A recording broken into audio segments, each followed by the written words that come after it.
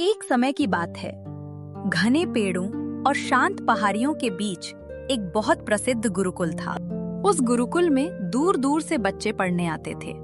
वहाँ के गुरु बहुत विद्वान थे, लेकिन उतने ही कठोर और अनुशासन प्रिय भी थे। गुरुजी कहते थे, विद्या वही सीख सकता है जो मेहनत और अनुशासन से डरता नहीं। बच्चे उनसे थोड़ा डरते थे, लेकिन उनका बहुत सम्मान भी करते थे। लेकिन उस गुरुकुल में एक और इंसान थी, जिसे देखकर सभी बच्चों के चेहरे खिल जाते थे। वो थी सरस्वती दीदी। सरस्वती दीदी गुरुकुल की देखभाल करने वाली थी। उनका अपना कोई परिवार नहीं था, कोई पति नहीं था, लेकिन पूरे गुरुकुल के बच्चे ही उनका परिवार बन गए थे। बच्चे उन्हें दीदी नहीं, माँ कहकर बुलाते थे। माँ, आज खाने में क्या है? अगर तुम लोगों ने पढ़ाई नहीं की तो आज खाने में सिर्फ कड़वी दवा। सभी बच्चे जोर से हंस पड़ते। पढ़ाई के बाद जब समय मिलता तो पूरा गुरुकुल खेल के मैदान में बदल जाता। बच्चे कबड्डी खेलते, कोई पेड़ों पर चढ़ता, कोई पत्थरों से क्रिकेट खेलने की कोशिश करता। अरे पकड़ो पकड़ो, गेंद उधर गई। अरे वो गेंद नहीं, गुरुजी का आम है। हा हा हा। सब बच्चे हंसते हुए भाग जाते। तभी दूर से गुरुजी की आवाज आती, कौन है वहाँ? और सब बच्चे एकदम शांत हो जाते।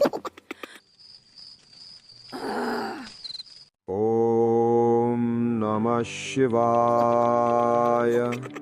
ओम। एक दिन पढ़ाई के समय एक छात्र शरारत कर रहा था। कितनी बार कहा है, पढ़ाई के समय ध्यान लगाओ।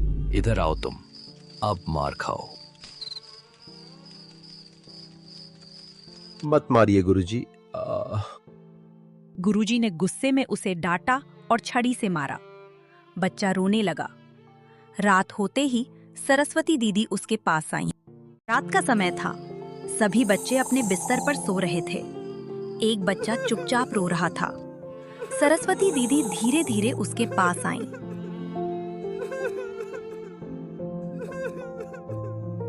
अरे तुम रो क्यों रहे हो? उठो।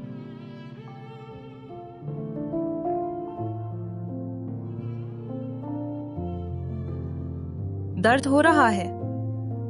हाँ माँ। बच्चा सिर हिलाता है। सरस्वती दीदी मरहम लगाती हैं। डरो मत, गुरुजी तुम्हारी भलाई के लिए ही सख्त हैं। बच्चा धीरे धीरे मुस्कुराने लगता है। फिर वो कहता है, माँ, आप न होती तो हम क्या करते? सरस्वती दीदी की आंखें हल्की सी नम हो जाती हैं। समय धीरे धीरे बीतता गया। वही बच्चे बड़े होकर देश के अलग अलग हिस्सों में चले गए। कोई आईएएस बना, कोई आईपीएस बना, कोई बड़ा अधिकारी बना, लेकिन सभी के दिल में एक ही जगह थी, गुरुकुल और सरस्वती माँ। एक दिन गुरुकुल में भयावह खबर आई। सरस्वती दीदी को कुछ लोगों ने अपहरण कर लिया था। अरे भाया, सुना कि सरस्वती दीदी का अपहरण हो गया। देखो, गुरुजी बहुत चिंता में हैं। और अचानक वहां पर एक व्यापारी आ गया और वो कहने लगा, गुरुजी ने मुझसे बहुत साल पहले कर्ज लिया था। अगर पैसा नहीं दिया तो सरस्वती को कभी नहीं देख पाओगे। पूरा गुरुकुल सन्नाटे में डूब गया। ये खबर धीरे धीरे सभी पुराने छात्रों तक पहुंच गई। सब लोग तुरंत गुरुकुल पहुंचे। एक आईएएस अधिकारी बोला, हम सरस्वती माँ को कुछ नहीं होने देंगे। एक आईपीएस अधिकारी बोला, मैं पुलिस टीम लेकर आता हूं। सबने मिलकर उन्हें खोजने का फैसला किया। कई दिनों तक खोज चलती रही। फोन ट्रेस हुए, लोगों से पूछताछ हुई। आखिरकार उन्हें एक सुनसान गोदाम का पता चला। यही जगह है, सब सावधान रहना। सब धीरे धीरे अंदर बढ़ते हैं। गोदाम के अंदर सरस्वती दीदी को कुर्सी से बांधा गया था। उनके सामने व्यापारी और अपहरणकर्ता खड़े थे। तभी अचानक दरवाजा खुलता है। पुराने छात्र अंदर आ जाते हैं। एक कदम भी आगे मत बढ़ना। अपहरणकर्ता सरस्वती दीदी के सिर पर बंदूक तान देता है। सबके दिल जोर जोर से धड़क रहे थे। आईपीएस अधिकारी धीरे धीरे अपनी बंदूक निकालता है। वह निशाना लगाता है। सब सांस रोक लेते हैं। गोली चलती है, लेकिन गोली अपहरणकर्ता को नहीं लगती।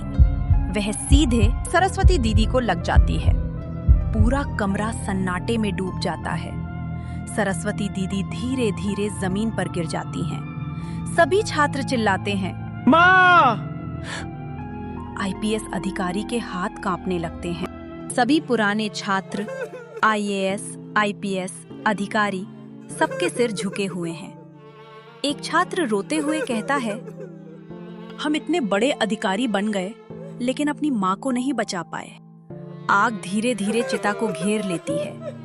आसमान में धुआं उठता है और सभी छात्र आंखों में आंसू लिए खड़े रहते हैं।